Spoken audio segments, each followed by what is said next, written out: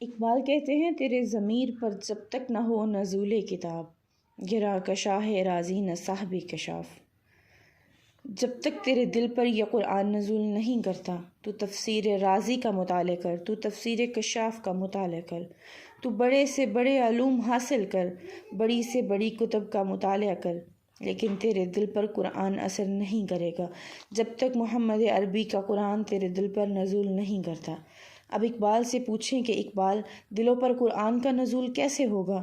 تو اقبال کہتے ہیں اس سے پہلے دل مردہ نہیں اسے زندہ کر دوبارہ، اس سے پہلے دل مردہ دل نہیں اسے زندہ کر دوبارہ، ہے یہی امتوں کے مرد کہن کا چارہ۔ پہلے اپنے دل کو زندہ کر، یہ تیرا دل مردہ ہے، اور جب تیرا دل زندہ ہو جائے گا تو اقبال پھر کیا ہوگا؟ فرمایا دل بیدار فاروقی دل بیدار قراری، مسح آدم کے حق میں کیمیا ہے دل کی بیداری۔ جب تیرا یہ دل بیدار ہو جائے گا، پھر تیرے جسم کے اندر دھڑکنے والا یہ گوشت کا لوتھڑا تیرا دل نہیں دل فاروقی بن جائے گا، دل حیدر قرار حضرت علی کریم وجہ اللہ بن جائے گا۔ پھر تیرا مقام یہ ہوگا، پھر تیرے دل کی طاقت یہ ہوگی کہ تو ایک رکا کی مدد سے دریائے نیل کو چلا سکتا ہے، ایک بازو کی طاقت سے دریا خیبر کو اٹھا سکتا ہے۔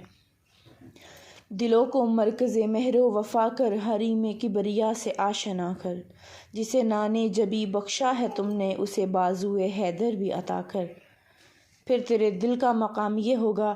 یوں ہی تو والد گرامی اقبال کے والد نے یوں نہیں کہا تھا کہ اقبال قرآن کو یوں پڑھا کر کہ جیسے تیرے دل پر قرآن کا نزول ہو رہا ہو، اور جب اقبال کے دل پر قرآن نزول کر گیا تو پھر خاتم النبیین سید المرسلین آقا و مصطفیٰ صلی اللہ علیہ وآلہ وسلم کی بارگاہ میں ایک بار یہ اقبال عرض پیش کرتے ہیں، یا رسول اللہ صلی اللہ علیہ وآلہ وسلم، گرد علم آئینہ بے جوہر است۔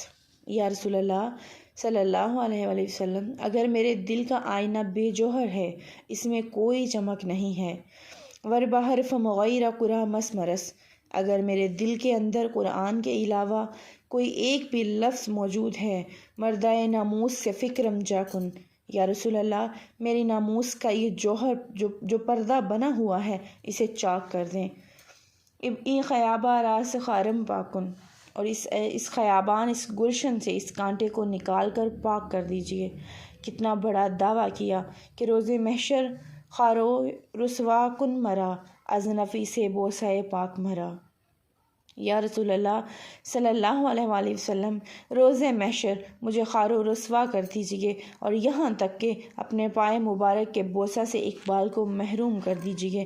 یہ کتنا بڑا دعویٰ کیا اقبال نے، لیکن یہ تب ممکن ہے جب دل مردہ نہیں، اسے زندہ کر دوبارہ۔ خدا اگر فطرت شناس دے تجھ کو، سکوت لالا و گل سے کلام پیدا کر۔ اقبال کہتے ہیں پہلے تیرا دل جب بیدار ہو جائے، پھر تو چمن سے بات کر، تو پھولوں سے بات کر، تجھے جواب آئے گا۔ دیار عشق میں اپنا مقام پیدا کر، نئے زمانے نئے صبح و شام پیدا کر۔